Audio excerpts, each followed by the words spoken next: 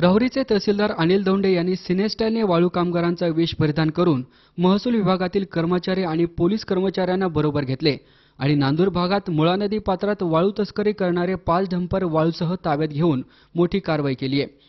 राहुरी तालुक्याचे तहसीलदार अनिल दौंडे यांना दिनांक 15 नोव्हेंबर रोजी दुपारी 2:30 वाजेदरम्यान गुप्त खबरांमार्फत तालुक्यातील नांदूर येथे वाळू तस्करी होत असल्याची खबर लागताच त्यांनी तातडीने आपल्या महसूल विभागातील मंडळ अधिकारी आर.बी. बकरे, तलाठी संजय आडोळे, चालक माऊली राऊत आणि police Naik Lala Patel, constable Navnath Waghmode, head constable Pathave यांच्यासह स्वतः तहसीलदार दौंडे यांनी डोक्याला मफलर बांधून वाळू कामगाराचा वेश परिधान करून एका वाळूच्या डंपरमध्ये बसून नांदूर गाठले आणि तेथे मुळा नदी पात्रात शासनाच्या मालकीची वाळू चोरून नेत असलेले 5 डंपर ताब्यात घेतलेत।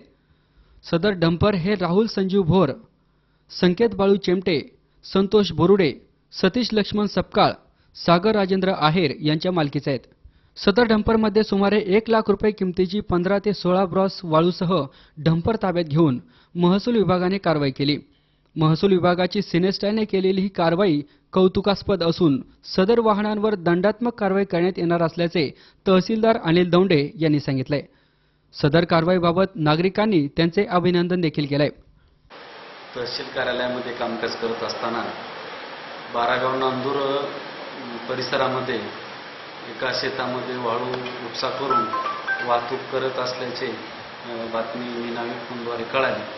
त्यावेळेस मी माझा कर्मचारी घेऊन तात्काळ आम्ही त्या ठिकाणी 2 रस्ते होते, दोन्ही रस्त्याने 2 गाड्या घेऊन गेलो असता त्या ठिकाणी 3 डंपर वाळूने भरलेले व दुसरे राहिलेले 2 तिथं भरत असलेले आढळून आले। जवळजवळ मजुराच्या सहाय्याने 40 ते 50 मजुराच्या सहाय्याने त्या शेतामध्ये वाळूच्या थडीला लावून ते वाळू भरून चोरून नेत असल्याचे लक्षात आलेले आहे। अशा प्रकारचे 5 डंपर आज दुपारी 2 वाजेच्या वेळेस महसूल कार्यालयाच्या पथकाने ताब्यात घेतले व सर्व तहसील कार्यालयाला आणून लावलेले आहेत। त्यांच्यावर अवैधरित्या गौण खनिज उत्खनन, वाहतूक या अंतर्गत पुढील कारवाई केली जाईल। वाहने कुठली? सदर वाहनांचा संबंधित ड्रायव्हर यांच्याकडून माहिती घेतली असता नगर शहरातील 3, सिंगव्याचं 1 व राहुरी फॅक्टरीचं 1 असे 5 वाहनं आहेत। किती ब्रास वाळू होती? संबंधित वाहनामध्ये अंदाजे एक 16 ते 17 ब्रास वाळू आहे, परंतु त्या ठिकाणी आणखीन काही उपसा करून ठेवलेली 10-12 ब्रास वाळूचा त्या ठिकाणी ढिगारा दिसून आलेला आहे।